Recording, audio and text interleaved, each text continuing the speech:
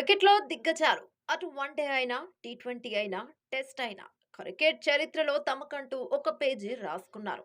భీకర బ్యాటింగ్‌తో యావత్ ప్రపంచ క్రికెట్‌ని వణికించారు. అటు బ్యాటింగ్, ఇటు ఫీల్డింగ్, కెప్టెన్సీ ఇలా ఒకటి కాదు, ఈ ఇద్దరి వార్ క్రీజుల్లో ఉన్నారు అంటే అపోజిషన్స్‌కి వణుకు పుట్టాల్సిందే.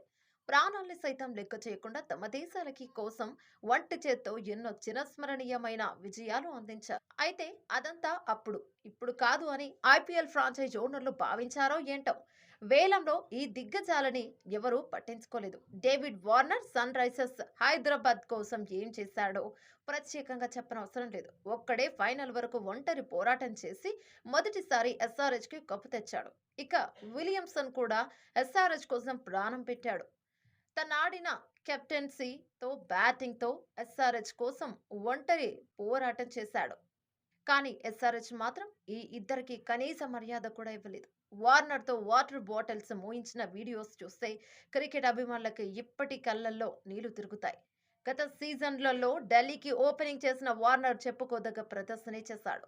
వార్నర్, స్టబ్స్ తప్ప మిగతా ఎవరూ పెద్దగా రాణించలేదు. ఇక కానీ మామ విషయానికి వస్తే ఫస్ట్ మ్యాచ్‌లోనే టీం కోసం రన్స్ చేయబోయి క్రికెట్‌కే దూరం అయిపోయాడు. క్యాచ్ పట్టుకునే క్రమంలో ఇంజ్యూరీ అయి జీటీ నుంచి వెనుతిరిగాడు. అయితే వేలం ఆర్సీబీ పడుతున్న తీరు చూసి కెన్ విలియమ్స్‌ని తీసుకుంటే బాగుంటది అని అంతా భావించారు.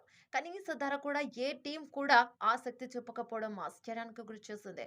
వార్నర్ కూడా అంతే. కనీస ధరకి ఈ టీం మొగ్గు చూపలేదు. ఇటీవల పాకిస్తాన్‌తో జరిగిన ట్రెస్టీ సిరీస్‌లో క్రికెట్‌కి గుడ్ బై చెప్పిన వార్నర్ ఇక పూర్తిగా క్రికెట్‌కి దహరం అయిపోతాడని అభిమానులు తమ బాధని సోషల్ మీడియాలో వ్యక్తం చేస్తున్నారు. ఏదేమైనా క్రికెట్‌లో ఆస్ట్రేలియా అంటే డేవిడ్ వార్నర్, న్యూజిలాండ్ అంటే కెన్ విలియమ్స్ అని గుర్తుండిపోయేలా క్రికెట్ చరిత్రలో తమ పేరు ముద్రించుకున్నారు.